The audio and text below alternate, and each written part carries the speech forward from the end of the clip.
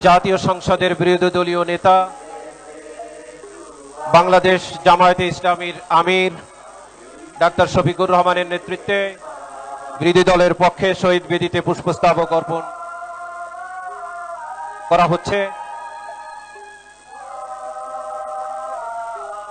doctor Shafiqur রহমানের সঙ্গে রয়েছেন জাতীয় সংসদের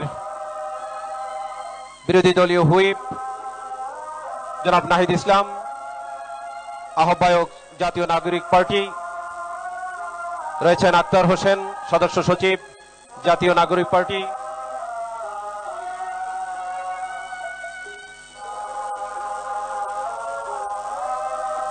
বাংলাদেশ জামাতে ইসলামীর আমির ডাক্তার শফিকুর রহমানের নেতৃত্বে